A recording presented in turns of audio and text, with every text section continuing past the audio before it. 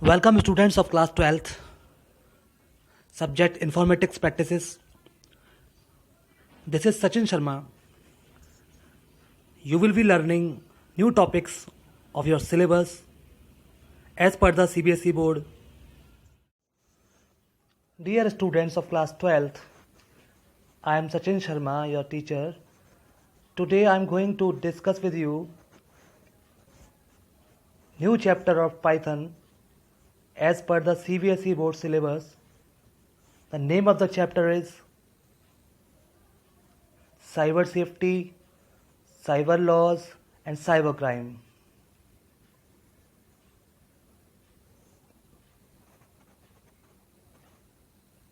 First of all, in this chapter, we will discuss what are intellectual property rights, in short IPR. First of all ये समझते हैं कि IP क्या होता है, intellectual property. It is the property created by a person और group of persons using their own intellect for ultimate use in commerce and which is already not available in the public domain. किसी भी person द्वारा एक property create की जाती है. जैसे मान लो आपने कोई भी प्रॉपर्टी अपने इंटेलेक्चुअल प्रॉपर्टी राइट की कोई क्रिएट की जिस पर आपका खुद का राइट होता है, उसे आईपीआर बोलते हैं, इंटेलेक्चुअल प्रॉपर्टी राइट्स. जैसे एग्जांपल के लिए आपने कोई इन्वेंशन किया, जो कोई प्रोडक्ट डेवलप किया या कोई एनी प्रोसेस आपने डेवलप की, कोई चीज़ डिज़ाइन की, लिटरेरी और आर्टिस्टिक वर्क कोई या ट्रेडमार्क कोई क्रिएट किया, कोई सिंबल कोई लोगो आपने डेवलप किया, तो आपका आईपीआर में आएगा. Clear students? इसके लिए एक आईपीआर राइट होता है. IPR is the statutory right granted by the government to the owner of the intellectual property और applicants of an intellectual property to exclude others from exploiting the IP commercially for a given period of time in lieu of the disclosure of his or her IP in an IPR application. Short में आपको बताता हूँ IPR क्या होता है. ये वो right होता है जिसके द्वारा आप अपनी इंटेलेक्चुअल प्रॉपर्टी को प्रोटेक्ट कर सकते हैं. और हम इसे प्रोटेक्ट क्यों करते हैं? क्योंकि आईपी इंटेलेक्चुअल प्रॉपर्टी ये हमारा एसेट्स होता है और that asset can be exploited by the owner for commercial gains any manner. IP owner may intend to stop others from manufacturing and selling products. जो आईपी का ओनर होता है intellectual property का, वो किसी को भी अपने प्रोडक्ट को सेल करने से और सर्विसेज को सेल करने से रोक सकता है. आईपी ओनर लाइसेंस देता है, वो चाहे तो सेल कर सकता है कॉमर्शियल गेन के लिए या नहीं कर सकता है, वो उसके राइट्स हैं. IP can be used to establish the goodwill and brand value in the market. And IP can be mentioned in resumes of its creator and thus show competence of its creator. IPR certificate establish legal and valid ownership.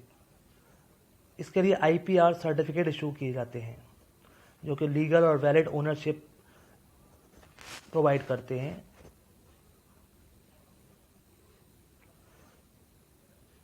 Now kinds of IPR. कितने प्रकार के IPR होते हैं? जैसे कि patent, आपने सुना होगा पेटेंट होता है. कोई प्रोडक्ट कोई भी जो ओनर होता है किसी टेक्नोलॉजी को डेवलप करता है, वो उससे पेटेंट करा लेता है. This is under the patent act.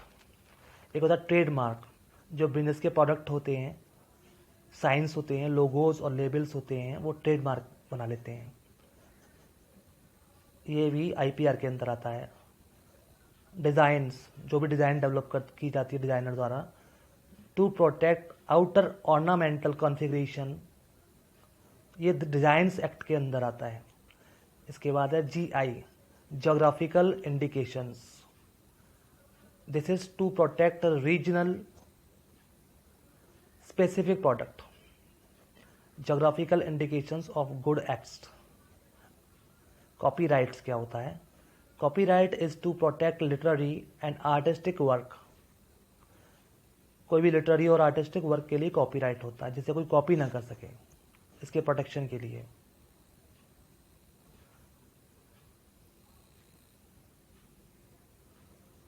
ये आईपीआर राइट्स के लिए कुछ एक्ट हैं। The patent act 1970, design act 2000, trademark act 1999 में बना था, geographical indications of goods act 1999 में, कॉपीराइट एक्ट 1957 में बना था।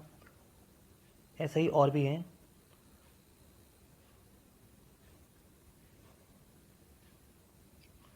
नेक्स्ट टॉपिक है प्लेगियरिज्म क्या होता है।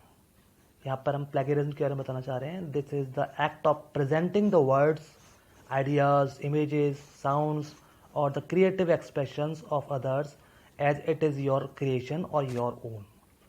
जब कोई व्यक्ति किसी के द्वारा बनाए गए आइडियाज, इमेजेस, जो भी क्रिएटर है उसके इमेजेस को, साउंड्स और क्रिएटिव एक्सप्रेशन को अपना बनाकर लॉन्च कर देता है या पब्लिश कर देता है, तो वो प्लेगियरिज्म कहलाता है।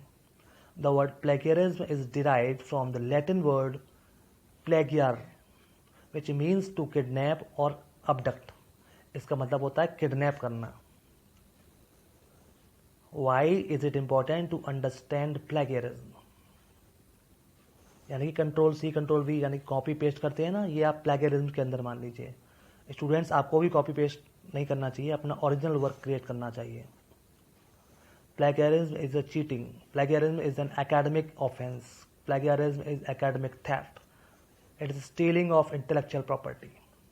अभी आप समझ गए होंगे कि प्लेगियरिज्म क्या होता है। ये एक प्रकार का क्राइम है, साइबर क्राइम है। 2 टाइप्स के होते हैं प्लेगियरिज्म, इंटेंशनल प्लेगियरिज्म और अनइंटेंशनल प्लेगियरिज्म। इंटेंशनल माने आप जानबूझकर कर रहे हैं, और अनइंटेंशनल माने जो कि नॉट नोइंगली कर रहे हैं आप। इंटेंशनल प्लेगियरिज्म में कॉपिंग अदर्स वर्क आ गया, बोरोइंग और बाइंग असाइनमेंट्स जो आप करते हैं, क्लास के दूसरे स्टूडेंट से आप बोरो कर लेते हैं असाइनमेंट्स को, उसको कट पेस्ट कर लेते हैं, इलेक्ट्रॉनिक रिसोर्सेज को डाउनलोडिंग करते हैं आप लोग, है ना। तो ये सब आपके इंटेंशनल प्लेगियरिज्म होते हैं। अनइंटेंशनल कौन से होते हैं? Not knowing how to acknowledge और incorporate sources of information through proper paraphrasing, summarizing and quotation.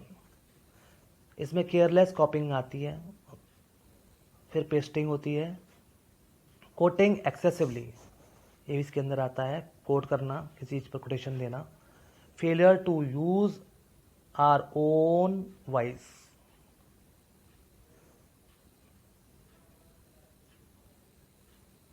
अब प्लेगियरिज्म से बचने के कुछ उपाय बता रहा हूं। How to avoid plagiarism. Use your own idea. सबसे पहला है अपने आइडियाज को खुद यूज करो। Cite the sources when someone else idea are used. Always acknowledge the sources and tell your reader where the ideas are from. मतलब idea जब भी आप लोग कहीं से आप सोर्स से में डालें तो उसमें ये मेंशन जरूर करें कि किसका आइडिया आपने यहाँ पर लिया है, ना कि अपना आइडिया बनाकर वहां पर पब्लिश कर दें। हाँ, you can rewrite others idea in your own words. दूसरों के आइडिया को अपने ओन वर्ड्स में आप रिप्रेजेंट कर सकते हैं। You can take careful notes, develop your writing skills. Okay students, ये आपके प्लेगियरिज्म के अंदर आप लोग सीखेंगे।